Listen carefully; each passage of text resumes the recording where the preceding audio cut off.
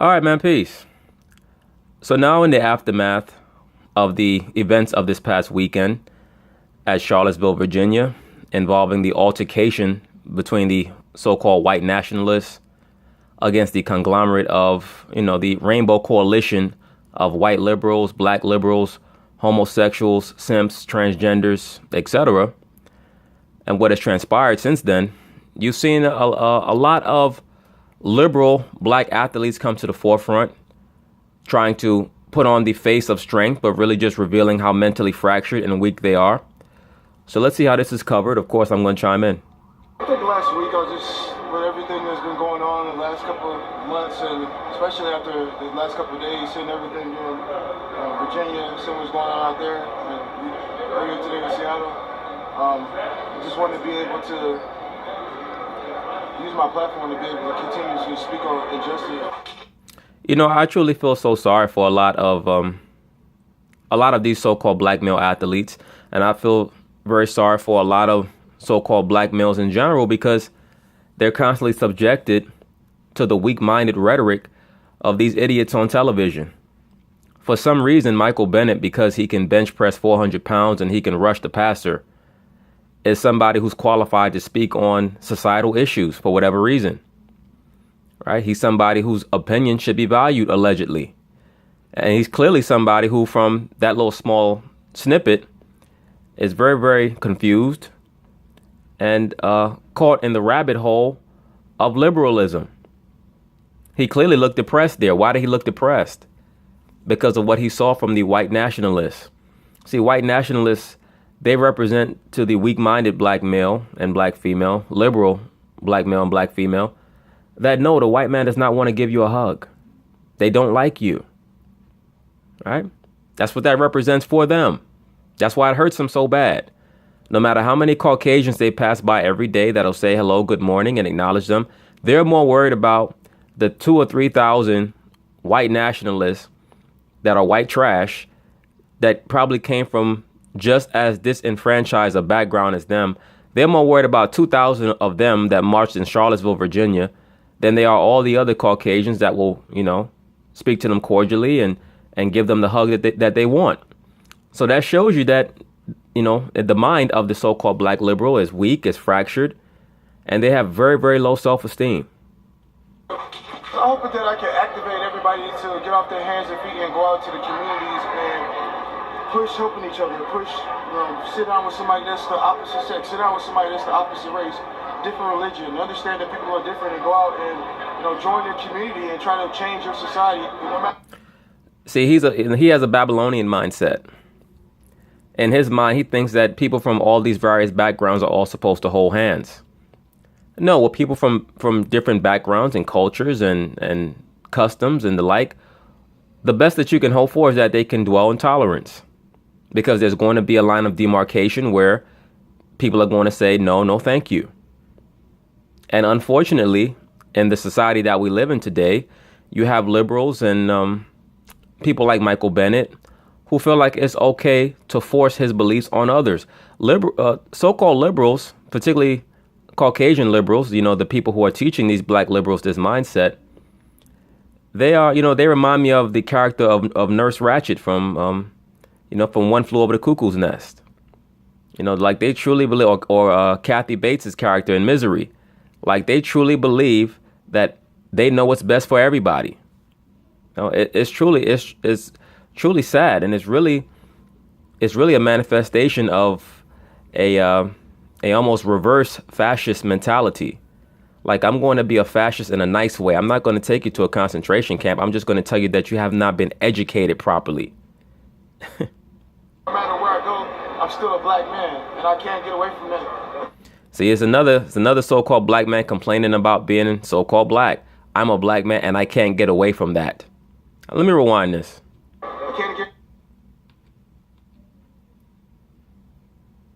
I'm still a black man, and I can't get away from that. Why would that be the first thing that resonates in your mind about being so-called black if you're proud to be black? Shouldn't you say, I'm a black man and I love it? You know why he can't say that? Because that stance is too confrontational, and he's more worried about how much other people love him. See, a lot of I could do a 100-part series on these pro-black and these liberal black niggas, man. They're so disgusting. I can't get away from the past transgressions of America, what's happening. But what I want to be a part of is the change. No, you don't want to be a part of the change, bro. You want attention and you want to complain all damn day.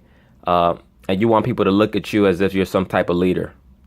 And you're not a leader. The best thing that you could do is lead your family and try to understand your real culture, which is really not going to happen for the most part in this society, because our people, the majority of them have a very, very, and Colin Kaepernick accused Michael Vick of suffering from Stockholm syndrome. It's actually Colin Kaepernick that suffered from Stockholm syndrome, because he's the one that's getting down on one knee, begging America to love him and accept him, just like this man is.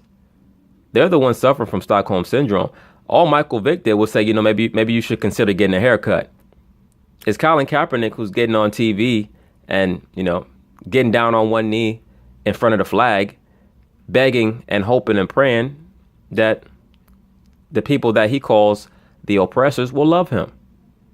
And this guy's saying the same thing. That's why you notice he's also someone who is growing out his beard and growing out his afro.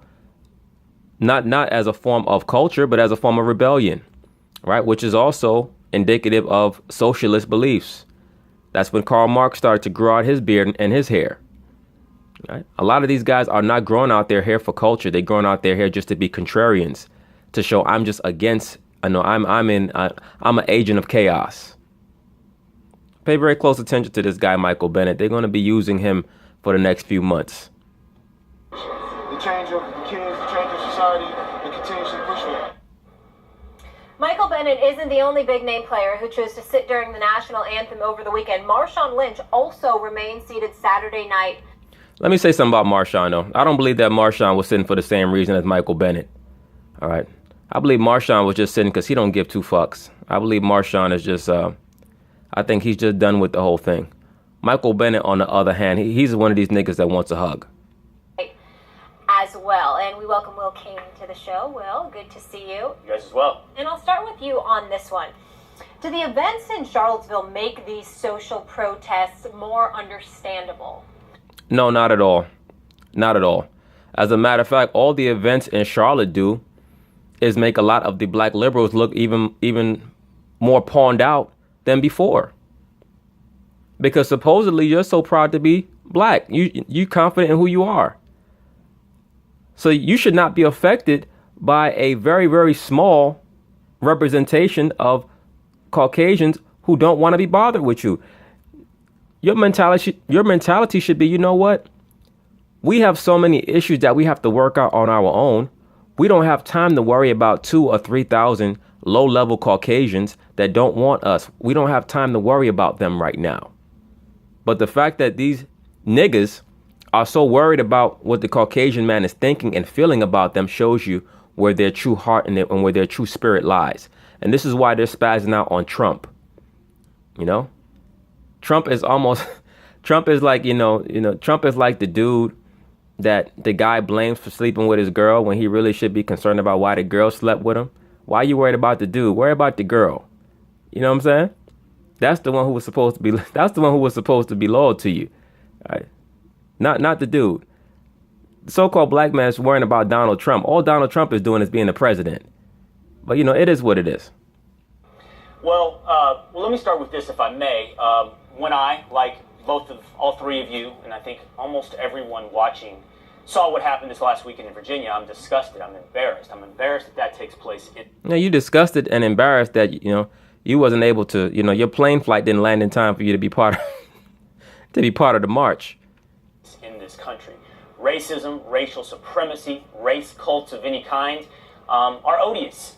And like I said, the overwhelming emotion beyond disgust is that it's just simply unfathomably embarrassing that exists on the soil of the United.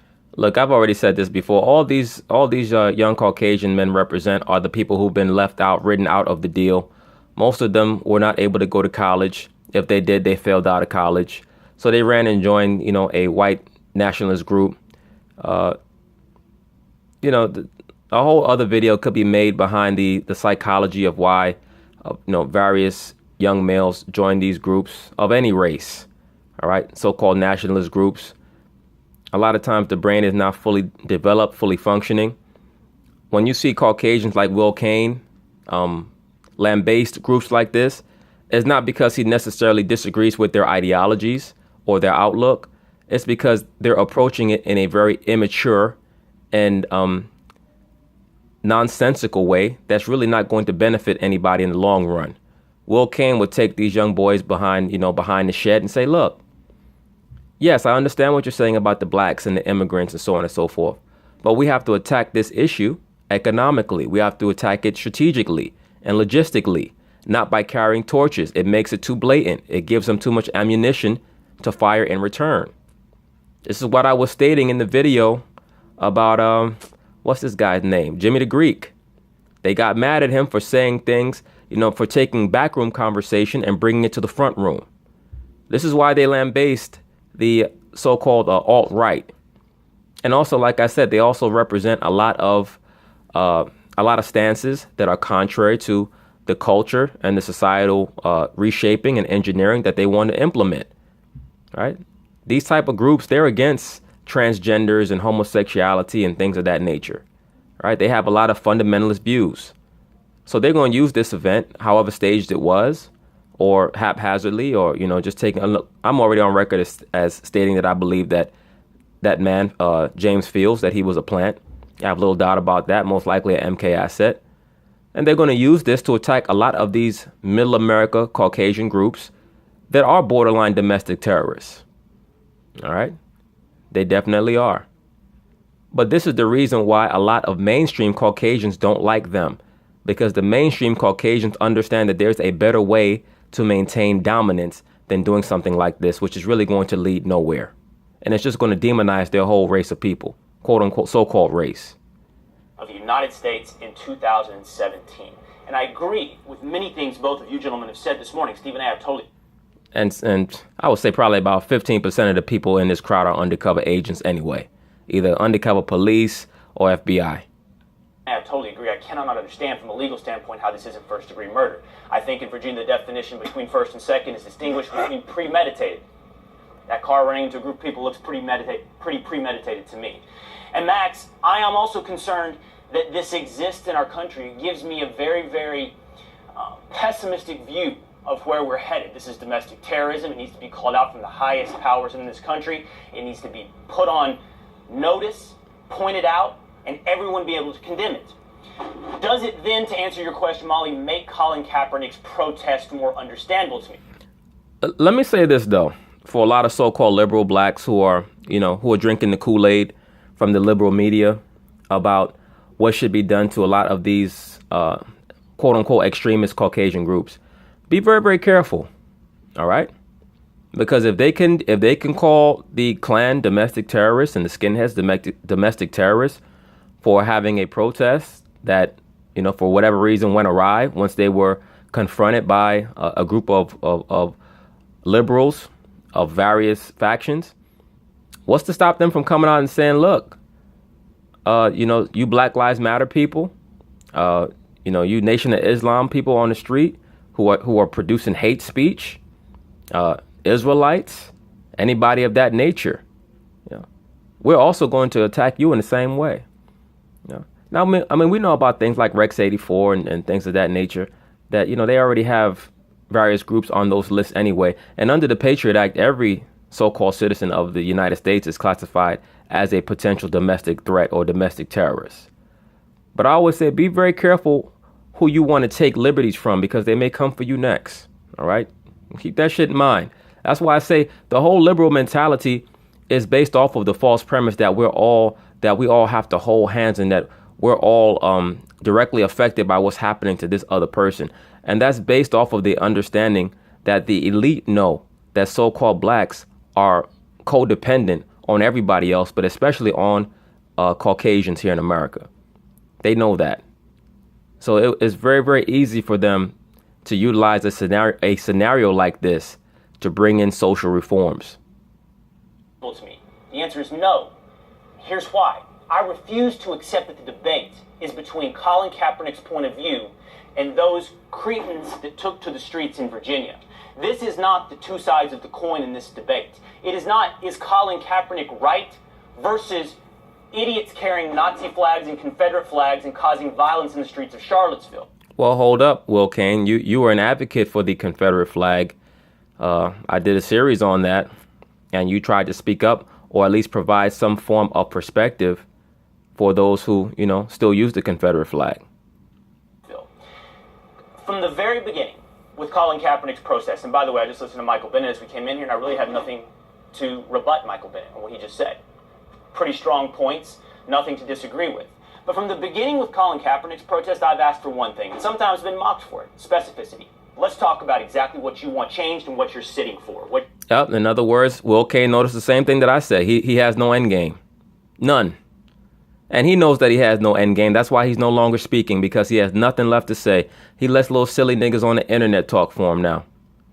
Because he knows that he has what else is there? That's why Michael Bennett, he was there crying in the initial interview.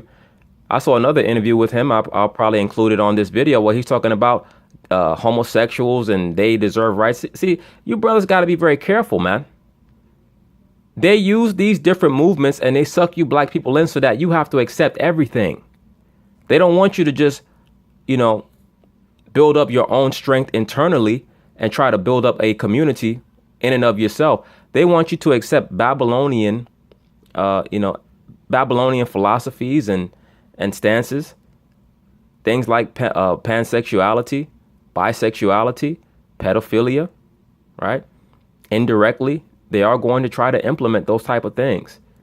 Right? That's why, some brother sent me a link talking about one of these states has passed some type of statute, kind of loosening the boundaries of a teacher having sex with a student. I have to look into that. But somebody sent me a link about that. But like I said, I have to look into that thoroughly for myself. But they're going to pass a lot of these really, really liberal reforms. And that's why it's important for so-called black people, especially brothers, don't get caught up in a lot of this bullshit, man. What you're kneeling for. Max, I heard you very eloquently say it's been about police brutality. It's been about application of the law equally. It's been about systemic issues of racism.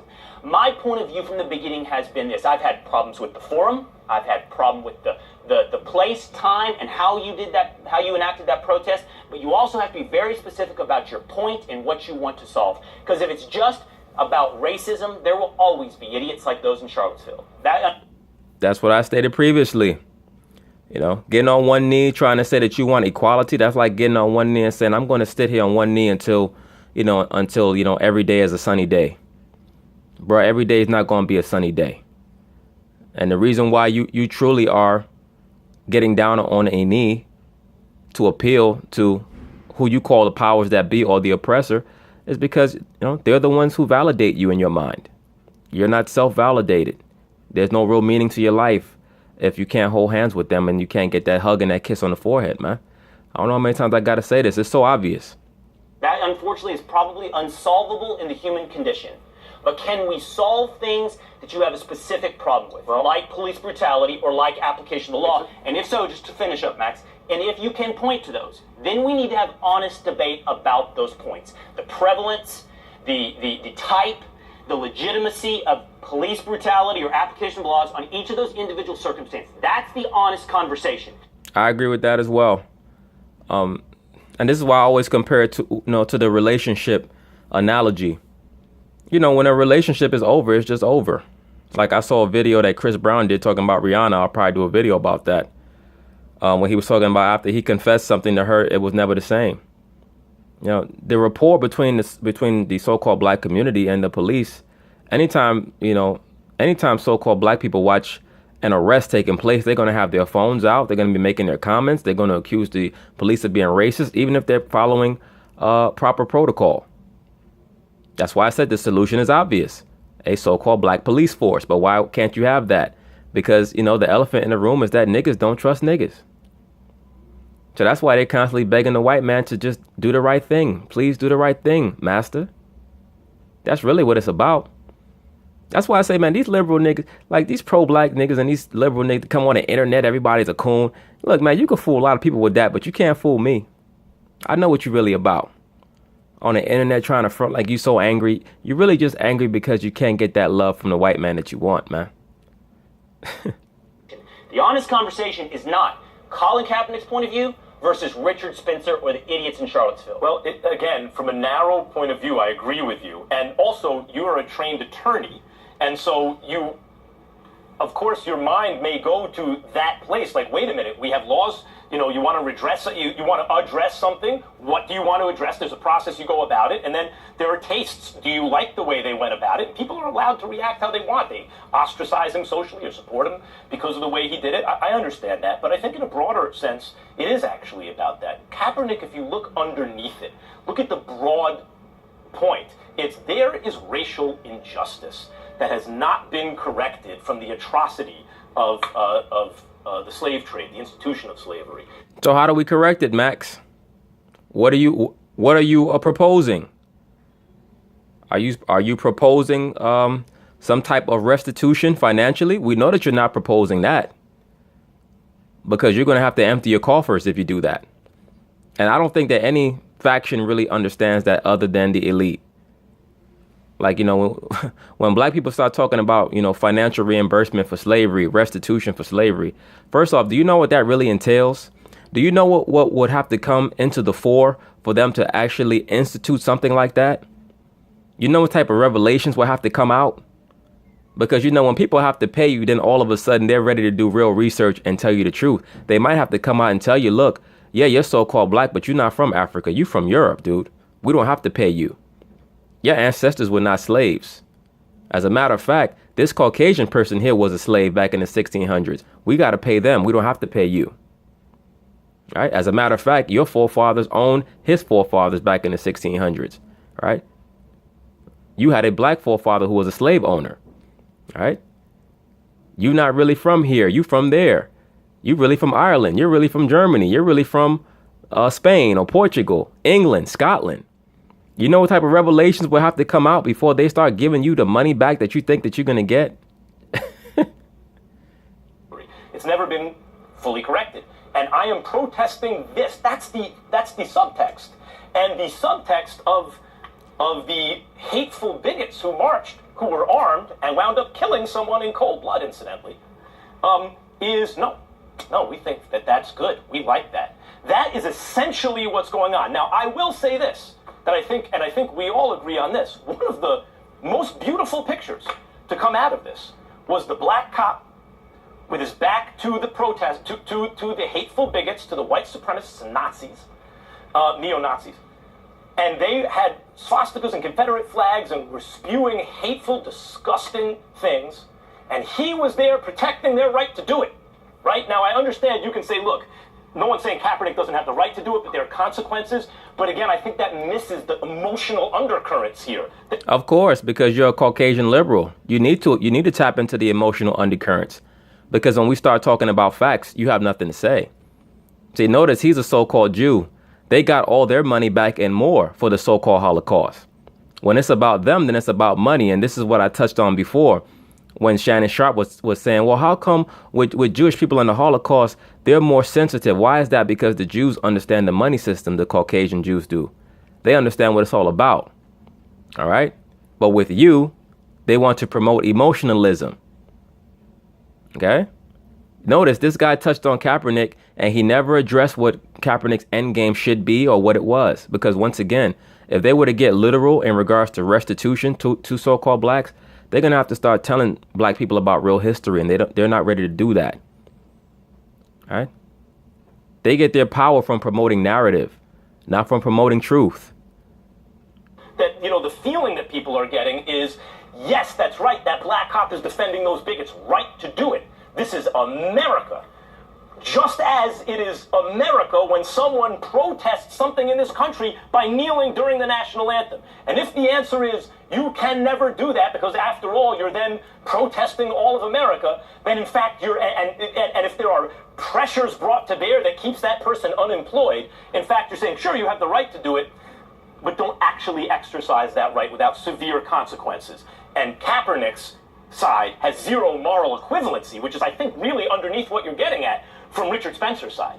One is a loyal opposition that you may disagree with, and the other is a hateful bigot and a bad guy. Oh, please. What an ad hominem attack. A bad guy to you because you have to put forth that fake liberal Caucasian image. Also a bad guy to you because, we have that image of the Nazis being against Caucasian Jews, which we know a lot of that is trumped up and untrue, allegedly. But come on. At the end of the day, the white trash that made up the neo-Nazis and his Klan and the skinheads or whoever, they had the right to peacefully protest. The liberals decided that they were going to harass them and harangue them. And of course, that led to confrontation and altercation. But what we know about the liberals is that they could dish it out, but they can't take it. All right. So to me, that whole thing was a comedy of errors. And in that way, you're right. There's no moral equivalency. Writer by the name of Sean King, he's labeled a justice writer for the New York Daily News, has a column in today's paper. I have it in front of me right now because the headline was staggering. The headline reads, "Stop saying this nation was founded on faith and freedom. It was founded on violence and white supremacy." That's the title, the headline of the article in the New York Daily News.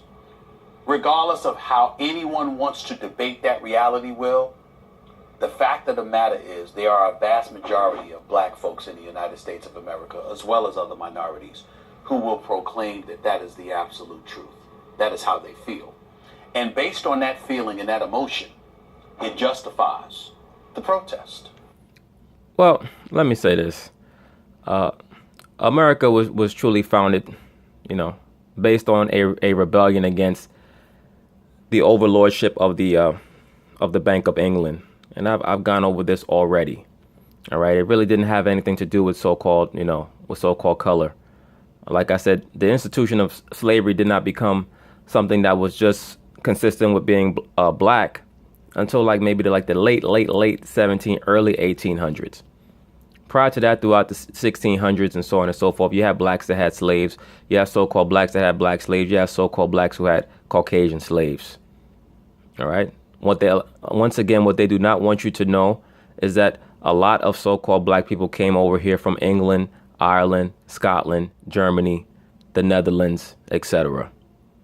All right. They don't want you to know that because they want to promote the slave narrative. As long as they promote the slave narrative, the so-called black man is constantly looking at the Caucasian man for validation. All right. So, America was founded on bloodshed like any other revolution. But I tell you this, whoever the revolutionaries were, at least they wasn't on the internet just talking shit. When homeboy said, "Give me liberty or give me death," that's what he meant. He went out there and fought for it. All right. I believe it was Patrick Henry. But anyway, let's continue on. Because what happens is that when they're saying, this is what we're protesting, if they just stood up and protested and said, "The hell with the flag," that's a problem. If they sat up there and disrespected our military servicemen and women who sacrificed their lives so we could have the right to protest or what have you, it would be a problem. If you ignored the kind of things that Van Jones said on CNN just a few days ago, or yesterday rather, and he was alluding to how grandparents died, you understand, fighting Nazis in World War II, how Martin Luther King died fighting the KKK, etc., etc.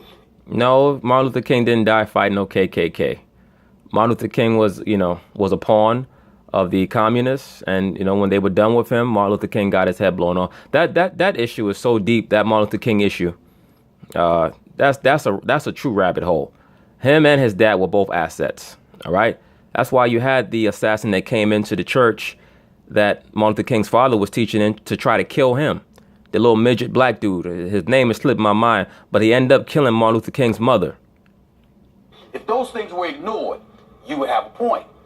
The issue is that whether it's Marshawn Lynch, who doesn't say much, but does a lot and cares very, very deeply about that inner city community in Oakland, or Michael Bennett, regardless of the couple of disagreements that he and I may have had, I respect this brother and what he brings to the table in his social consciousness. Or LeBron James, who chooses to tweet, regardless of his political views, his political affiliations, or who he supports. The fact that he's conscientious, knowing their intent matters. And so what I would say to you, Will, is that when we bring up the Kaepernicks of the world, and I'm not saying that you're refuting or denigrating these guys in any way, because that's not what I'm accusing you of at all.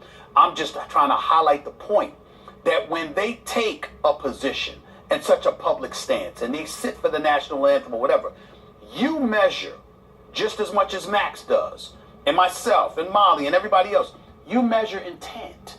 And if their intent is, this is what is serving as an Achilles heel and what is ailing our society, particularly the communities that we come from, and this is what our position is, that can't be ignored, it can't be dismissed, it can't be minimized, because it's from their lens, their vantage point.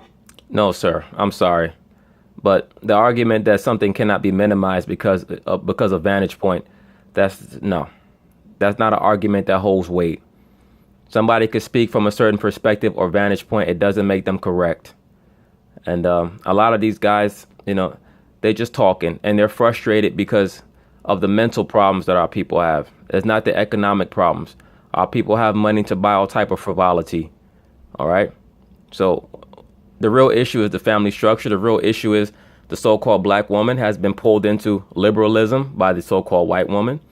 The real issue that the so-called black man is serving things that are under him as opposed to what's above him. Those are the main issues. All right. So now, the so-called black man only sees himself as a commodity, meaning what? A stock for the prison system or for the military, right? Or an object to be used on one of these jobs. The outlook of the so-called black man is very, very low. He doesn't see himself as a ruler or a king. So, of course, neither does his woman. These are all issues that are outside of the Caucasian. Yes, does the Caucasian invest a lot of money in our people's subjugation through the economic system, the so-called prison system? Yes. But they're not going to change. They're not going to stop. Why would they? They have too much invested in the continuance of our people's mental and spiritual destruction. So it's up to the so-called black man to figure it out and do something about it. That's it. And that's all there is to it. And the guy who killed Martin Luther King's mother's name was Wayne Chenault, MK assassin.